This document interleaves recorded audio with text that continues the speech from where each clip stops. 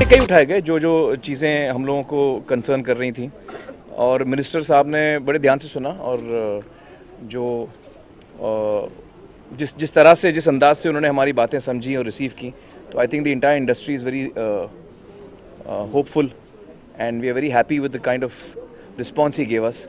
तो जितने हमारे कंसर्न्स थे ख़ास तौर से सर्टिफिकेशन को लेकर, और उन्होंने हमें अश्योर किया है कि वो सारे जो चीज़ें हैं उन पे ध्यान देंगे और उन पे सही जो कुछ उनको लगता है वो कदम उठाएंगे। और जिस तरह से उन्होंने हमारे क्वेश्चंस को आंसर किए, जिस तरह से उन्होंने हमारे कंसर्न्स को एड्रेस किया, तो हमें बड़ा अच्छा लगा कि वो बहुत ही रिस्पॉन्सिव तरीके से पेश आ रहे हैं हमारे साथ। It's a collective effort wherein the members of the film fraternity also understood that they need to bring the films to the certification board in time so that the entire process of film certification is made to favor the films.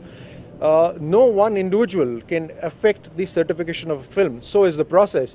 There is an examining committee, then there is a review committee, and even if the reviewing committee rejects it, then there is a FCAT, which is the tribunal, which is headed by a retired justice.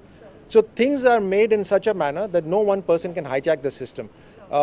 My presence here and their ideas together, and we will keep interacting on perhaps a single window clearance as well in times ahead, wherein the film shooting becomes easier with the permissions that are required from the center government and the state government. Various issues. It's always an ongoing process to make things better, for them to make us understand and for us to understand them better. Minister साहब ने खुद ये बात हमें बताई है कि वो सेंसर बोर्ड है ही नहीं, वो सर्टिफिकेशन बोर्ड है। वो खुद इस बात से सहमत हैं, वो खुद इस बात के जानकार हैं, और बल्कि वो तो कह रहे थे कि हमें इसका नाम भी बदलना है, क्योंकि वो जब सी फॉर सर्टिफिकेशन आता है, लोग उसको सी फॉर सेंसर कभी कभी माइंड में कंफ्यूज कर देते हैं। तो उन्होंने कहा कि हम तो ये भी सोच रहे हैं कि हम इसको नाम ही इसका बदल दें, रेटिंग सिस्टम बोलें।